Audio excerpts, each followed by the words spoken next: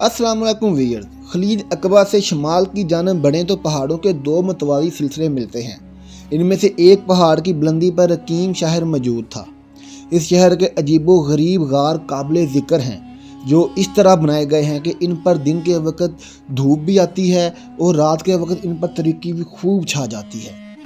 इन गारों की इमारतों के आसार भी हमें दुनिया में अभी तक पाए जाते हैं। आप सल्लल्लाहु अलैहि वसल्लम के दौर में कुछ कुरैश मक्का एक यहूदी आलम के पास गए और उसे कहा कि हुजूर सल्लल्लाहु अलैहि वसल्लम से ऐसा क्या सवाल पूछा जाए कि इनके नबी होने की हकीकत वाज़िया हो जाए।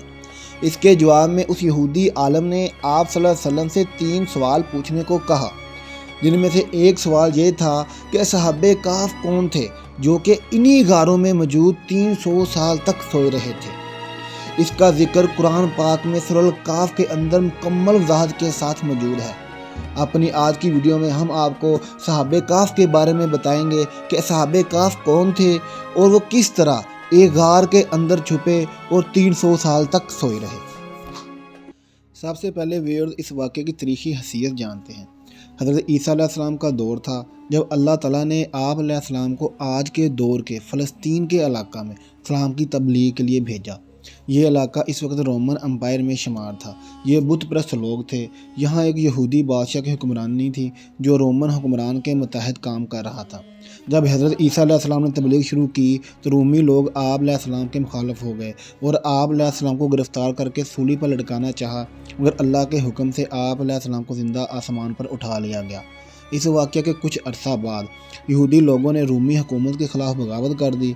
लिहाजा इसके रद्द अमल में अनका होकर ट्रटस नामी एक रूमी बादशाह ने यरूशलेम और फ़लस्तीन पर हमला करके इसे बिल्कुल तबाह कर दिया, हत्ता कि बैतुल मुक़द्दस को भी तबाह बर्बाद कर दिया। इस दौरान 1.5 लाख यहूदियों को कत्ल कर दिया गया। जो बचे खुचे यहूदी रह गए थे वो जान बचाकर फ़लस्तीन से निकल गए, मगर जो यहूदी हज़रत ईसा अलैहिस्सलाम के मानने वाले और इनकी तालीमात के पैरोकार थे वो फ़लस्तीन में ही रहे। उन्होंने फ़लस्तीन को नहीं छोड़ा। व्यूअर्स, जो मौजूदा बादशाह था वो बड़ा ही ज़ालिम था। एक दिन इसने हज़रत ईसा अलैहिस्सलाम के मानने वाले चंद हवारियों को अपने दरबार में बुलवाया और उनसे कहा, मैं तुम्हें चंद दिन की मोहलत देता हूँ, तुम अपने नए दीन यानी ईसाइयत से बाज आ जाओ, वरना मैं तुम्हें कत्ल कर दूँगा। ईसा अलैहिस्सलाम के पैरोकार ये नौजवान लोग दरअसल असहाबे काफ थे, जिनका वाक़या कुरान पाक में सूरह काफ में वज़ाहत के साथ मौजूद है।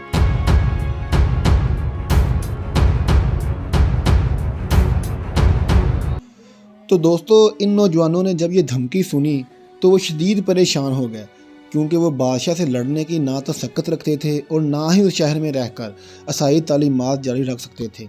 अगर वो ये तालीमात जारी रखते तो दकियानूसी बादशाह उन्हें कत्ल करवा देता। लिहाजा उन्होंने शहर छोड़कर भाग जाने का फ़ैसला किया और अल्लाह पाक की ज़ात पर भरोसा करके शहर से निकल गए, ये सोचते हुए कि अब अल्लाह पाक ही हमारे लिए कोई फ़ैसला करेगा और कोई रास्ता निकालेगा। यहाँ तक कि वो एक पहाड़ के गार में जाकर छुप गए और वहीं सो गए। यहाँ तक कि सोते सोते उन पर 300 साल का अरसा गुजर गया।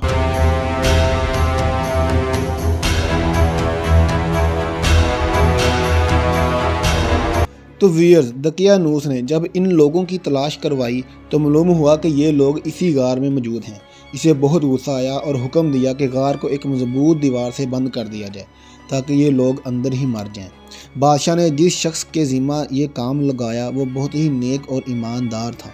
इसने सहाबे काफ के नाम और इनकी तादाद और पूरा वाक़या एक तख्ती पर लिखवा कर लोहे के संदूक में रख कर दीवारों की बुनियादों में रख दिया और एक तख्ती शाही खजाने में भी रखवा दी। इस 300 साल के दौरान दकियानूस बादशाह मर गया और कई बादशाह और हुकूमतें आईं और चली गईं। यहाँ तक कि 300 ईस्वी रोमन एम्पायर ने भी ईसाइयत अख्तियार कर ली। 440 ईस्वी में बेदरूसी नामी ईसाई बादशाह की हुकूमत आई, जो कि एक नेक दिल और इंसाफ पसंद बादशाह था। इसने 68 ईयर तक हुकूमत की। इसके दौर में मजहबी फ़िरका पसंदी जब अरूज पर पहुंच गई और लोगों में मरने के बाद दोबारा ज़िंदा किए जाने और क़यामत का यकीन ख़त्म होता जा रहा था। ये हाल देखकर बादशाह बहुत रंजीदा हुआ और अल्लाह से दुआ की, ऐ अल्लाह, कुछ ऐसी निशानी ज़ाहिर फरमा कि मेरी कौम के लोगों का ईमान फिर से ताज़ा हो जाए, इन्हें क़यामत मरने के बाद दोबारा ज़िंदा किए जाने और खुदा का यकीन हो जाए। अल्लाह ताला ने इसकी ये दुआ कबूल फरमाई। लिहाजा एक रोज़ एक चरवाहा اپنی بکریوں کو ٹھہرانے کے لیے اس غار کے پاس پہنچا۔ یہ وہی غار تھا جس میں صحابہ کہف موجود تھے۔ اس چرواہے نے چند لوگوں کے ساتھ مل کر اس دیوار کو گروا دیا۔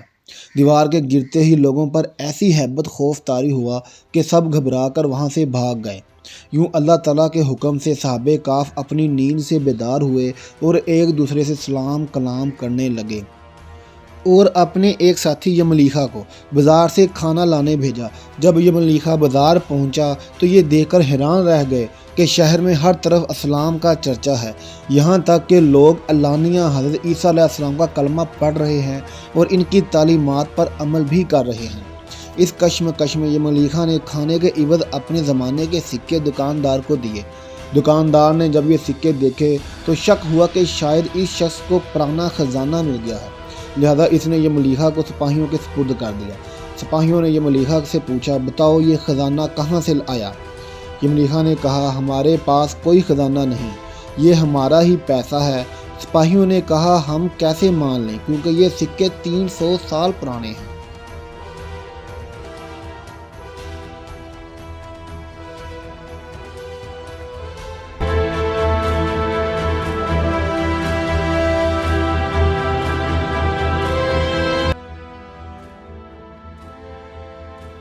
اس پر یملیخا نے کہا، پہلے مجھے بتاؤ کہ دقیانوس بادشاہ کا کیا حال ہے؟ سپاہیوں نے جواب دیا، آج اس نام کا کوئی بادشاہ نہیں ہے، مگر سینکڑوں سال پہلے اس نام کا ایک بے ایمان بادشاہ گزرا ہے، وہ بت پرست تھا۔ یہ سن کر یملیخا حیران پریشان ہو گیا اور بتایا کہ ہم کل تو اس شہر سے اپنا ایمان اور جان بچا کر بھاگے تھے اور میں اور میرے ساتھی قریب کے ایک غار میں چھپ گئے تھے، جبکہ میرے باقی ساتھی اب بھی غار میں موجود ہیں۔ تم میرے ساتھ چل کر خود ہی دیکھ لو۔ جب سپاہی اور بہت سے لوگ اس غار کے پاس پہنچے تو صحابہ کہف یملیخا کے انتظار میں تھے۔ جب غار پر بہت سے آدمی پہنچے اور شور و غل سنائی دینے لگا تو صحابہ کہف سمجھے کہ دقیانوس کی فوج ہمارا تعاقب کر کے غار تک آ پہنچے ہیں، لہذا وہ اللہ کے ذکر اور حمد و ثنا میں مشغول ہو گئے۔ سپاہیوں نے غار پر پہنچ کر تانبے کا وہ صندوق برآمد کر لیا اور اس کے اندر سے تختی کو نکال کر پڑھا تو وہاں صحابہ کہف کے نام اور لکھا تھا کہ یہ مومنوں کی جماعت ہے جو اپنے دین کی حفاظت کے لیے دقیانوس بادشاہ کے خوف سے اس غار میں پناہ گزین ہوئی ہے۔ دقیانوس نے اس غار کو منہ بند کروا دیا ہے۔ سپاہی یہ دیکھ کر حیران و پریشان رہ گئے۔ جب کچھ سمجھ نہ آیا تو اپنے بادشاہ بیدروس کو اطلاع دی۔ تو ویئرز، بادشاہ نے یہ خبر سنی تو فوراً اپنے عمرا اور علماء کے ہمراہ پہنچ گیا۔ صحابہ کہف نے غار سے نکل کر تمام واقعہ بادشاہ سے بیان کیا۔ بیدروس نے سجدہ گزار ہو کر اللہ تعالیٰ کا شکر ادا کیا کہ اے اللہ، میری دعا قبول ہوئی اور آپ نے ایسی نشانی ظاہر فرمائی کہ انسان موت کے بعد زندہ ہونے کا یقین ضرور کرے گا۔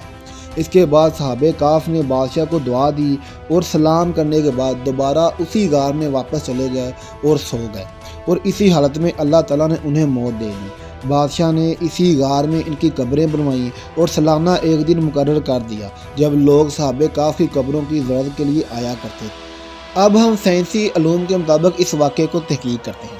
آخر یہ کیسے ممکن ہوا کہ صحابہ کہف پر وقت اثر انداز نہ ہوا، نہ ہی ان کے جسمانی خد و خال میں کوئی تبدیلی آئی، جبکہ یہ 300 سال تک زمین پر سوئے رہے۔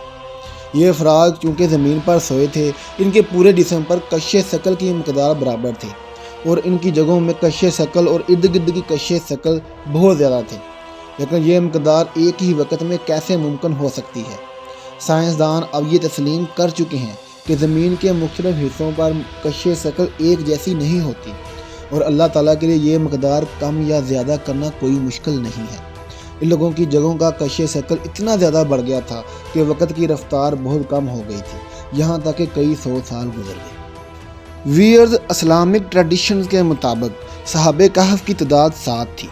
7 لوگ تھے اور ایک ان کا کتا تھا، جبکہ مختلف اقوال کے مطابق ان کی تعداد 6، 4 اور 3 بھی بتائی جاتی ہے۔ ویئرز، یہ تھی ہماری آج کی ویڈیو۔ آپ کو کیسی لگی ہمیں کمنٹ باکس میں ضرور بتائیے گا۔ ملتے ہیں آپ سے جلد ہی اپنی اگلی ویڈیو کے ساتھ۔ اپنا بہت خیال رکھیے گا۔ اللہ حافظ۔